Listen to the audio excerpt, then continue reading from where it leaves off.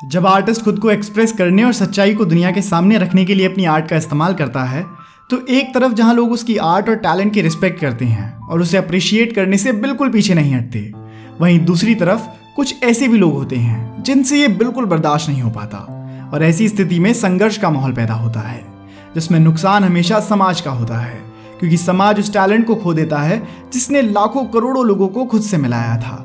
और बिल्कुल आज की इस वीडियो में हम ऐसे ही कुछ टैलेंटेड हिप हॉप आर्टिस्ट के बारे में बात करने वाले हैं जिन्होंने अपने छोटे से करियर में समाज को इतने गहरे स्तर पर प्रभावित किया कि असामाजिक तत्वों को वो बर्दाश्त नहीं हो सके और उन्होंने इन्हें समाज से अलग करने के लिए घोर नीचता का प्रदर्शन किया। तो आइए जानते हैं उन 4 वर्ल्ड फेमस और टैलेंटेड हिप हॉप आर्टिस्ट के बारे में जिन्हें रोकने की कोशिश में बहुत छोटी उम्र में इनका मर्डर कर दिया गया। Number 1, Tupac Shakoor. मई 1971 में जन्मे टूपाक अमारू शकूर ने 19 साल की उम्र में 1990 के आसपास अपनी म्यूजिक करियर की शुरुआत करी और शुरू से ही टूपाक ने ऐसे गाने बनाने पर ज्यादा जोर दिया जो गवर्नमेंट और पुलिस सिस्टम को टारगेट करते हों। यूएसए में रेशियल डिस्क्रिमिनेशन से परेशान इनके माता पिता शुरू से ही ऐसे ऑर्गेनाइजेशन के एक्टिव मेंबर्स रहे जो एक तरीके के डिस्क्रिमिनेशन का विरोध करती थी और बहुत सामान्य सी बात थी कि टूपाक भी बचपन से ही ऐसी कई घटनाओं के शिकार हो चुके थे और उनके अंदर उस सिस्टम को बदलने की चाह थी और अपनी इसी चाह को उन्होंने गानों के माध्यम से दुनिया के सामने प्रस्तुत किया। यंग ब्लैक मेल्स गाने के जरिए अपने इस पर्पस का जिक्र करते हुए उन्होंने लिखा कि I just wanted to rap about things that affected young black males. इसके ऊपर रिएक्ट करते हुए उस समय के US vice president James Quayle ने कहा था कि हमारे समाज को ऐसे गानों की कोई जरूरत नहीं है। टूपाक एक गलतफहमी का शिकार है। यूएस वाइस प्रेसिडेंट के रिएक्ट करने का मतलब है कि जनता के बीच इनके गानों का काफी असर था और उन्होंने इसी कारण पॉलिटिकल लेवल पर कई दुश्मन बनाए। म्यूजिक के अलावा टूपाक क्रिमिनल केसेस में भी काफी इन्वॉल्व रहे और कई ऐसे लोगों को दुश्मन बनाया जो आगे चलकर इनके लिए खतरनाक साबित हो सकते थे। इसके अलावा टूपाक की बिगी स्मॉल्स नाम के एक रैपर के साथ भी राइवलरी रही, जहां से भी टूपाक कई डेंजरस थ्रेट्स का शिकार बन रहे थे। बिगी स्मॉल्स, जो कि एक और महान रैपर थे, वो भी अनफॉर्चुनेटली इस लिस्ट का हिस्सा हैं। पता नहीं इनमें से किसकी दुश्मनी टूपाक के लिए ज्यादा घातक साबित हुई, लेकिन 7 सितंबर 1996 को 11:15 के आसपास लास वेगस में इनके ऊपर लगातार फायरिंग की गई और कुछ ही समय में 3 गोलियों ने इनके शरीर को छलनी कर दिया। आनन फानन में ही इन्हें हॉस्पिटल में भी भर्ती करवाया गया और डॉक्टर्स के द्वारा किए गए 6 दिन के संघर्ष के बावजूद 13 सितंबर 1996 को टूपाक ने दुनिया को हमेशा के लिए अलविदा कह दिया और अपने 6 साल के म्यूजिक करियर के द्वारा कंट्रीब्यूशन से ही उन्होंने हिप हॉप की फील्ड में वो पहचान छोड़ी जिसने इन्हें अमर बना दिया। दोस्तों, इसके अलावा जल्दी ही आपको हमारे चैनल पर टूपाक की जिंदगी की पूरी लाइफ स्टोरी देखने को मिलेगी, तो उस वीडियो के लिए आप हमारे चैनल को सब्सक्राइब कर सकते हैं। Number 2, Biggie smalls.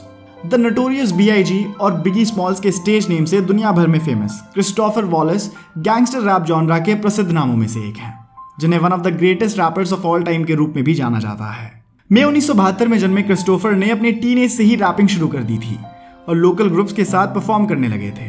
करीब 17 साल की उम्र में साल 1989 में इन्होंने अपनी स्कूल की पढ़ाई छोड़ दी थी और अपना गुजारा करने के लिए पैसे कमाने के चक्कर में क्रिमिनल एक्टिविटीज में इन्वॉल्व होने लगे थे।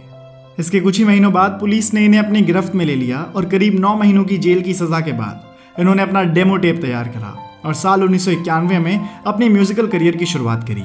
इसके बाद लगातार कई म्यूजिकल प्रोजेक्ट्स में हिस्सा लेने के साथ साथ 13 सितंबर 1994 को इन्होंने अपनी पहली एल्बम रिलीज करी, जिसका टाइटल था रेडी टू डाई।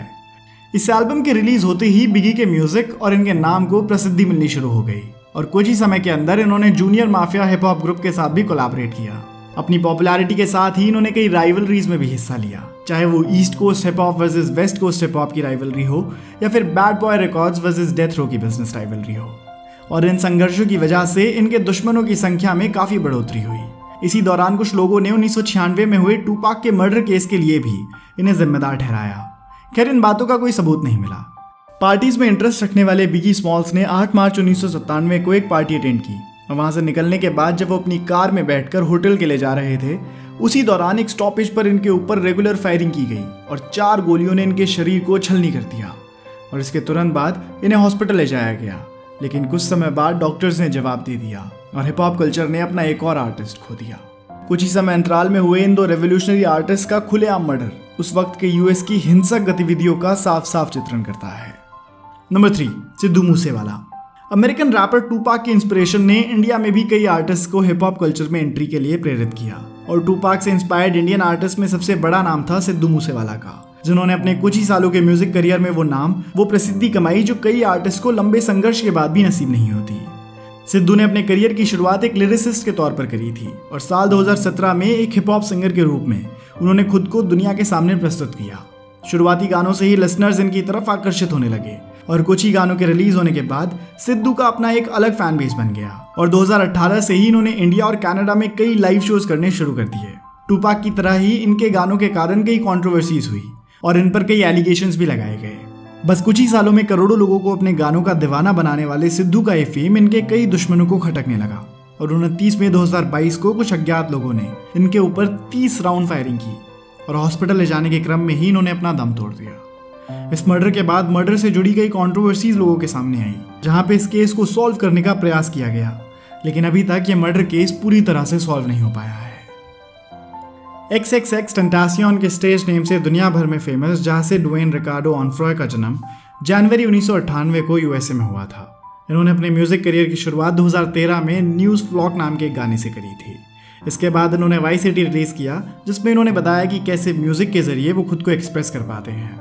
इसके बाद इन्होंने कई गाने रिलीज किए और 21 नवंबर 2014 को फाइनली अपना पहला ईपी रिलीज किया, जिसका टाइटल था द फॉल।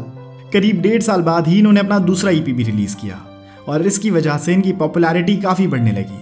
लेकिन कुछ ही महीनों बाद इन्हें अरेस्ट कर लिया गया, क्योंकि इनके ऊपर रॉबरी और डेडली वेपन पोजेशन के साथ साथ असॉल्ट के चार्जेस थे।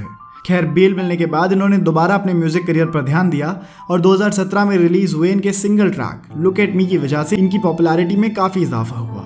इसके बाद इन्हें फिर जेल का चक्कर लगाना पड़ा और दोबारा जेल से निकलने के बाद अगस्त 2017 में इन्होंने अपनी डेब्यू एल्बम 17 रिलीज करी, जिसमें revenge, everybody dies in the nightmare, depression and obsession, save me and carry on जैसे हार्डकोर गाने थे और यूथ के बीच इनकी पॉपुलैरिटी को बढ़ाने के लिए काफ़ी थे।